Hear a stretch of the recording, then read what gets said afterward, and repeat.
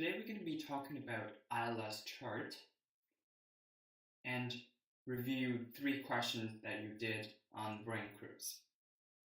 Okay, the first question. What does the 3066 in the red circle stands for? A. Nearest radar contact frequency. B. None of the others. C. Highest height of the terrain. And D. Lowest height of the terrain. We notice that 3066 is here on the map, and the number is right beside a black dot, and the dot is somewhere in the middle of a piece of land on the map. This number represents exactly, the answer is C, highest height of the terrain. Similar examples can be found up here, 3277, and down here, 1826. As we know that this is a contour line or contour interval at the legend down here, the darker the color is in the map, this yellowish color, we know that higher it is in the actual land. This is crucial that the number represents the highest height of the terrain so that the pilots flying the airplane are clear, especially when they're flying visual flight rules, VFR, that they're allowed or they're required to have visual contact with the land to make sure they're avoiding it. And even if they're flying ILS, Instrument Landing System, or IFR, Instrument Flying Rules, they know they have to avoid these pieces of lands when they're at a lower altitude. So the answer is C. Second question, under what circumstance would an aircraft fly through the green circled route? So the green circle is right here, as we can see on the map.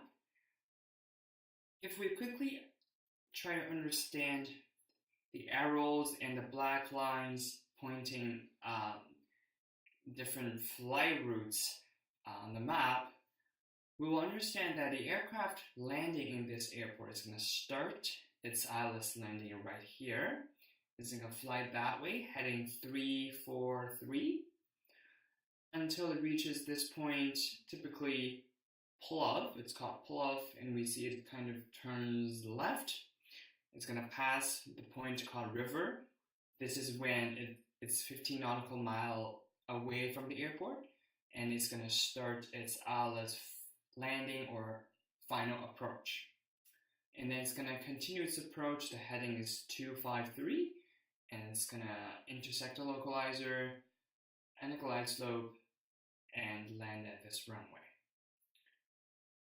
In some cases in which you've been asking for it in this question, the pilots are going to fly through the runway, and this point here is 3 nautical mile. It's going to fly through the runway and turn right, kind of turn around, fly here, and then kind of turn back towards where he or she originally started. And there's this kind of loop here that the plane kinds of hold there. So this circumstance, you can check if you got it right or not. It's called go around or called missed approach. If you missed approach, the pilots need to turn right immediately through this arrow, and the other arrows that pointing towards this direction follow this route to go back to where you started.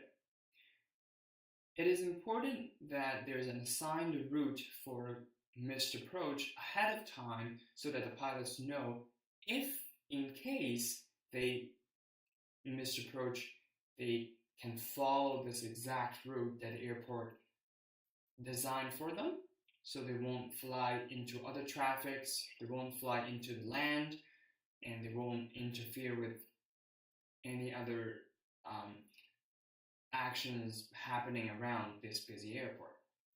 And when it got to the starting point, what they're going to do is just going to do a hold here, because airplanes are not like cars on a highway, or if you have emergency, you can just stop right beside the road. Airplanes can stop in midair, so they have to do a holding pattern. So this is a holding pattern at a minimum altitude 4,500 feet, so it's 4,500 feet for 1 minute. And they're going to hold here until they receive further instructions from the air traffic controller, either to ask them to go try it again, or maybe, for example, under some extreme weather circumstances, the plane or the pilots might choose to divert to other airports. So the answer for this question is go around or missed approach. The third question, what instruments in the airport help the pilots conduct an ILS landing? ILS stands for Instrument Landing System. In the airport, there are two instruments that help the pilots conduct the ILS landing.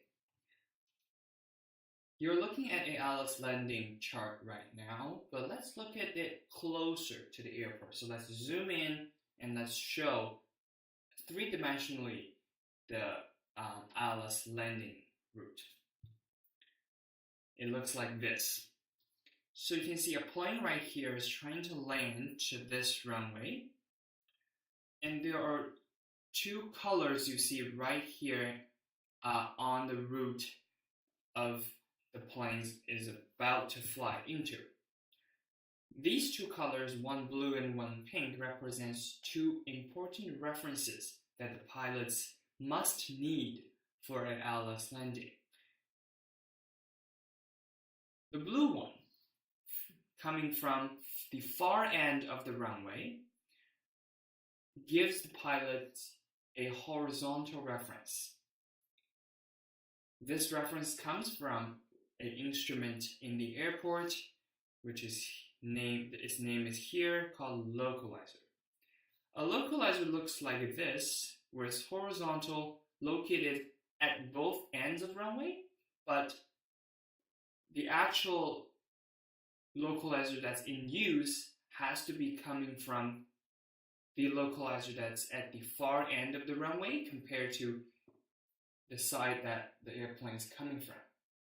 So the localizer gives off beacons or signals that the aircraft can receive, and it gives a reference in terms of whether the plane's flying to the left of the runway or the right of the runway center line. So lining up with the localizer means that, or intersecting with the localizer, that's what the ATCs usually say. Intersecting with the localizer means that the plane is flying right on the runway extended center line.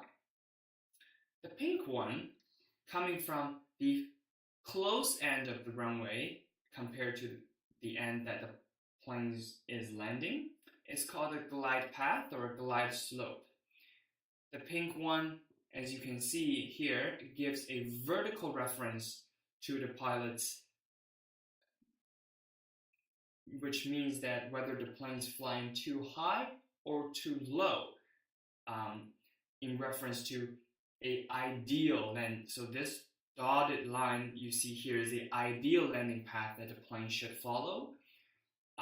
In some video games, you might see this square or rectangle box all the way to the end that you have to pass you have to fly in all the rectangle boxes. But actually, the ILS landing system gives out those beacons and signals are pretty much similar to the boxes you've seen in the video, in maybe flying plane video game.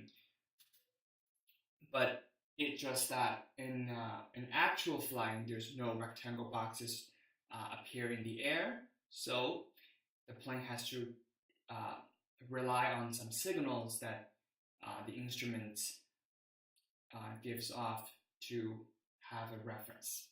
So this picture here up here is the glide slope or glide path at the airport. It is vertical, and it gives off signals to the plane or to the pilots that the plane can receive and transfer that into a vertical reference. So the answer for this question is glide slope and localizer. Lastly, there's a bonus question. Guess what airport is this? There's a hint in the image. The hint is right here, says Hong Kong airspace boundary. Yes, so this airport shown in this ILS chart is Hong Kong International Airport. It is one of the top 10 busiest airport in the world. Pointing out it is Hong Kong Airport and the Hong Kong airspace boundary is important, referring back to question 2 where you were asked what it means that the plane is going to fly through this green circle. If you still remember that we talked about the plane has to turn immediately backwards, kind of turn right and fly back to where it started, it is important that the plane doesn't fly straight ahead or fly too west or too north. It's because otherwise the plane is going to fly out of the Hong Kong airspace boundary. There are 2 reasons for that. Firstly, if it flies out of Hong Kong airspace boundary, the Hong Kong air traffic control is going to lose communication with the pilots, which is not good. It's not an emergency, but it will be extremely difficult for pilots to, communicate with other air traffic controllers and try to get back to the frequency. The second reason is even more important and is even more serious to concern is that Hong Kong airport is really close to other airports, for example, in mainland China, to Macau, to Taipei, so that there are probably more than 100 aircraft flying in that busy big airspace at the time. So flying out of the Hong Kong airspace boundary, which means the airplane is now free of control and free of the ground overseeing that it's going to fly into other airspace, and which is out of the expectation of the air traffic control and may cause a chaos in the other airspace. So in a very busy area of airspaces, we usually see this clear boundary marked on the ILS chart or on almost any aeronautic chart to let the pilots know that they have to fly within this area, and also they have really, really clear route marked just in case that the pilot has an emergency or has something happen. So this is the answer of this question. We looked at the ILS chart in November during our club meeting, and this is the brain cruise after that meeting. If you want to learn more about ILS chart, learn more about IFR and VFR, please stay tuned to other videos, other brain cruises, or just come into the club meeting. Thank you.